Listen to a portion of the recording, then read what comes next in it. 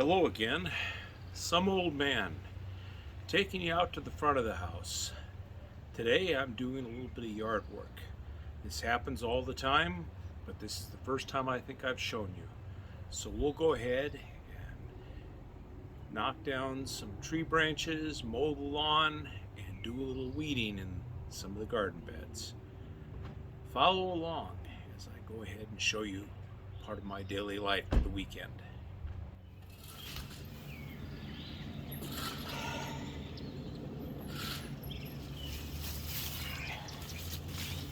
And of course, pruning the trees is part of owning property with trees on it. These branches came from the tree over there on the far side. I don't know if it's in camera view or not, but hanging down to where I was mowing the lawn, they were brushing me in my face, and I don't like that, so I went ahead and clipped them, and now I'm chopping them up and putting them in a lawn bag. I have tried to go ahead and composting branches and things like this, but without a shredder grinder of some sort. Putting them in a mulch pile, the branches just don't decompose, and I end up with basically twigs and roots and so forth in the mulch, and it makes it impossible to dig as mulch. It gets really nasty. And in fact, that's one of the chores I've got lined up for this weekend, is going ahead and cleaning out some of the stuff from last year's mulch pile. Well, I did just that. So I have to dig out the mulch and separate out all the roots and things. Not so much branches, but a bunch of those vine type weeds that I threw a bunch in there, and those they are not going anywhere. So right now the mulch pile isn't really being used, but I'd like to clean it out so that I can use it. But first I have to finish some things here in the front yard. These branches, and then I've got another section of lawn to mow. I'll show you that in a minute. And then after that, I want to go ahead and clean up one of my garden beds. I'm working on those on a rotating basis. The other weekend, I went ahead and cleaned out one, and now I'm working to clean out some others. And eventually I'll work all around, and it'll be time to go back to the first one to do various things. So I could just go ahead and try cramming these things into the bag without cutting them up, but I find that cutting them up, especially with the larger branches, it makes it so that it fits in easier and actually compacts down, because now the bag seems to be getting full. They're not really, it's only about half full. I don't know if I can finish this entire pile of debris here, but I'll get close. And I have to start another lawn bag for the other half of the lawn anyway.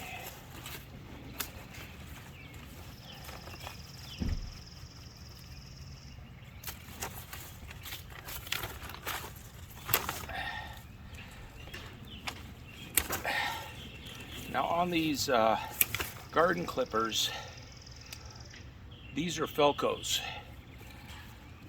The Felcos are, from what I hear, some of the best ones you can get, at least on the regular commercial market. I do have some other ones that I bought earlier, but they're cheap. They do not do as good of a job. These, if I just go ahead and run a sharpening stone over the blade once a season, they're usually good.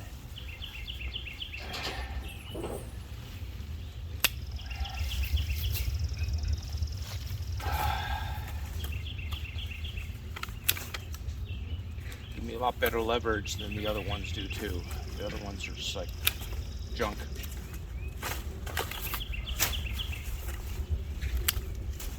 Walmart specials, you might think.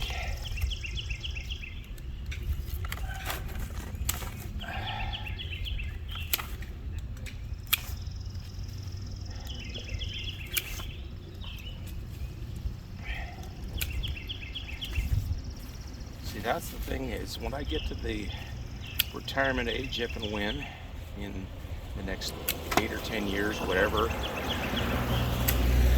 economy holds up, I'll be able to do this every day, so it won't be as big of a deal. I'll be able to keep up after the property better. Right now, though, I have to wait and do it in the afternoons and in the evenings. The big problem I have right now is that we just finished a spurt of rain that lasted pretty much on and off for a week. Last weekend, I could not mow the lawn because it was soaked. I could have done it, snuck it in Sunday evening or something, and I know a lot of people do, but I like to go ahead and just do it once and be done. So it meant that I ended up with a little bit more lawn clippings today. The grass had gotten, probably up to about here. It was starting to go to seed, which is okay. Doesn't hurt to reseed the lawn a little bit. Okay, almost there. Thinking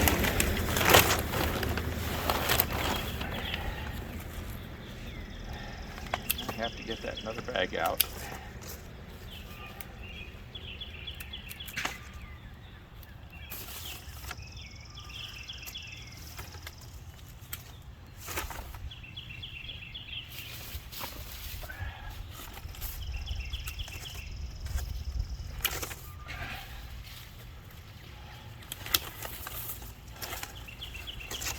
Yeah, this one's full.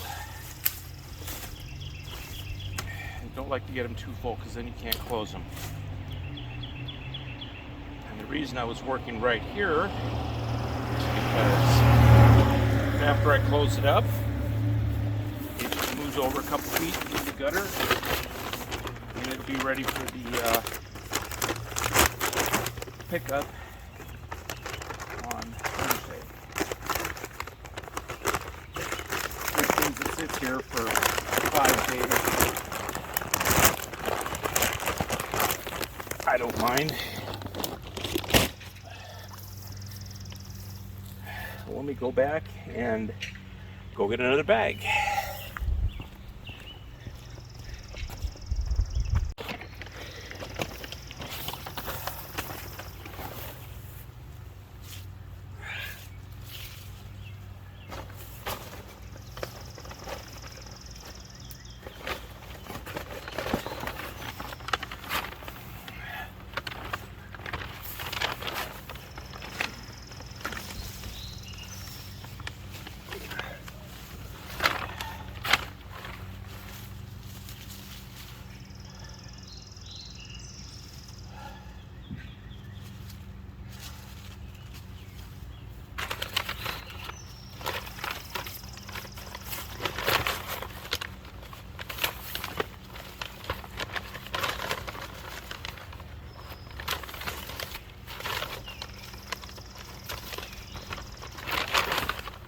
These trees behind me that are shedding all these branches that I'm chopping up right now were planted when the house was built in 2001. It was one of the last things they did, so probably about April of 2001 they planted these, and they were just little spindly things, not even as big as your little finger, and maybe 4 foot tall, 5 foot tall, obviously. And that one, the one that they planted there, originally died, and they had to put a new one in the next year. So that one's not even quite 20 years old. It's 19. This one's 20. So as you can see, they've grown a little bit since then. And these types of trees generally have a normal lifespan on the order of 25 years. And part of the reason that they are that short-lived for a tree is that they become root bound. And after I finish chopping these last couple of branches up, I'll show you what I mean by root bound. Okay. That's just about the last of it. Grab these last couple loose twigs and throw them in here. Okay. I'm going to save this for the lawn on the other side. And let's go ahead and take a look what I mean by root bound.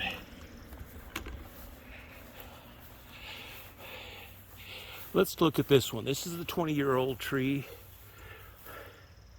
As you can see, there are roots twining around the base of the tree. And this is from when the tree was just a sapling, you know, coming from the garden center that the builder bought it from. The tree base was in a bucket, and the roots had been growing in that bucket, and they were all twisted around in and among each other. So as the tree grows up, they continue to do that. As some of the roots expand, they tend to choke each other off. And eventually, that's going to kill the tree, sooner or later. Now, if you want to prevent that, when you put a tree in, when it's grown in a nursery instead of from a seed, what you have to do is make sure that those roots are separated from the root ball. And that's a little bit of a work, and I've done it on some of the little trees I put in the backyard, but these obviously were not. So eventually this tree is going to die. So with that, I'm going to go ahead and move over and mow the lawn on the other side. Hang on a second, we'll go over there.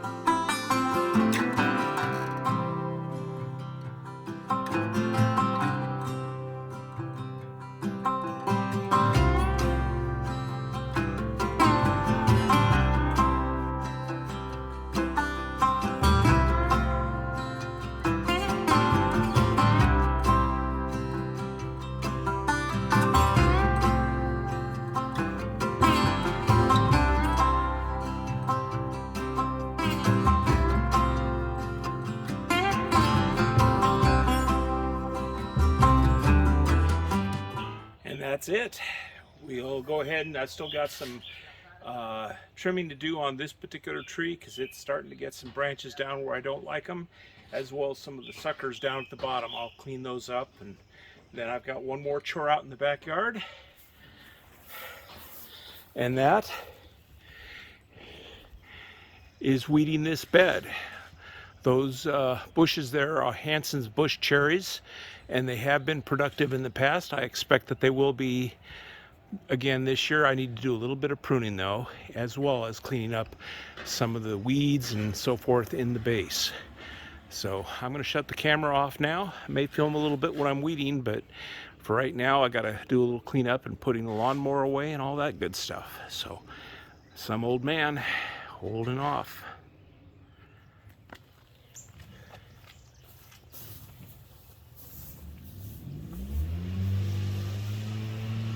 Well, we finished with the lawn and putting everything away. Now I've got my trusty lawn bag over here next to the weed at this garden bed, and I'm going to go ahead and do a little cleanup. Let you watch.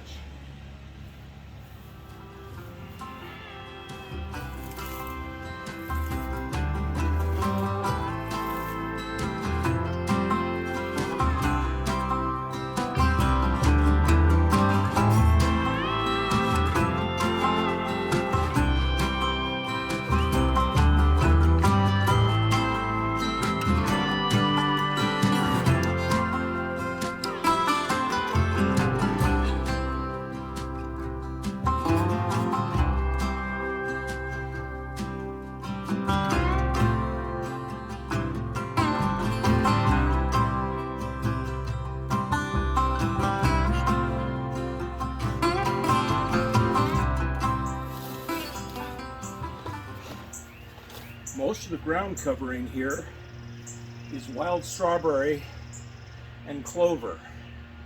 Those two I don't mind. It just, I can't get rid of it, so I figured I'll just go ahead and keep it in check, and it's good. Other things that are growing in here, I have some seedling trees that are seeded off these other trees here. Just drop in. When those come out, I have to pull them out and use the pruning shears to cut them out. You can also see some flowers that were some bulbs my wife put in probably 15 years ago. I'm not going to pull them out, but I'm not going to encourage them either. So I'm trying to pull out things like grass and just plain weeds, and cut back any trees that try growing in here. Anything else other than the bushes, the Hanson bush cherries, and the clover, and these wild strawberries. It's all got to come out and make this bed a little bit neater. I don't expect it to be, you know, a perfect flower bed, because it's not going to be that way. I don't have time to be out there every day working on it right now, so I just want to keep it from looking too messy. That's the biggest thing. So I'll go back and dive in with my clippers. I see some trees that need to come out, and get them and continue working.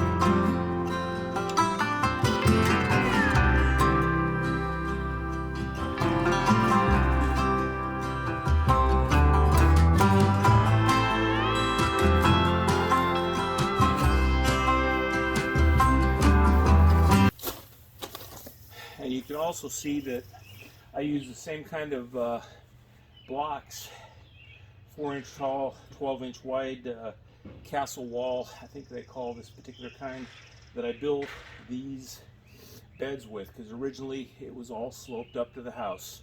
This gave me a planting area, and in fact these are what I put in before I even thought about doing the garden. So this was like the first 2 years I was in the house, and it's definitely growing now. This one, and I did some more over there on the other side of the stairway. I'll probably be working on that another weekend. I went through it a little bit last week, but I can't do everything. I do need to get out with the trimmer and trim along the edges and general cleanup, but that'll continue through the day. I do have other things that I plan to do at another half hour or so. Hopefully I get this done, because I need to go in the backyard and do some work back there. Well, you've seen the backyard, so I don't know if I'll bring you back with me or not, but I did want to go ahead and show you the front. Oh, and look here. Let me grab the camera and focus in. As I said, these are Hanson's bush cherries.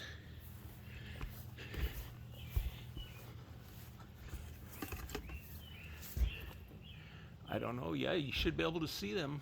The cherries have set, at least on this plant. And the reason this one is leaned way over is because we had the roof done last year. It developed some slight leaks, so we redid the roof. And when they were setting up their ladder to go up here in the front of the house, they happened to knock down this bush and break it. Fortunately, it recovered, at least enough that it is still growing. You can see it's kind of shot there at the base, but I don't see any cherries on the other bush just yet.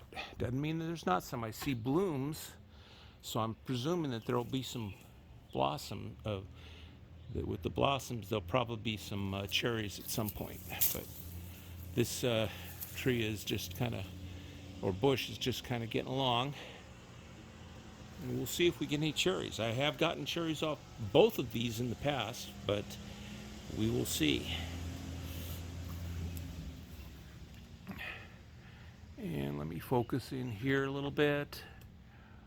You can see that right in the center of the camera. That little blossom, white blossom thing there, that's clover. Tells me the clover's in here doing alive and well. And you can see the wild strawberries all over the place. I don't generally eat these. I've tried them, taste okay. It's kind of sour, but the reason I leave them there is the reason I've got a lot of these plants planted in the yard. Let's back up.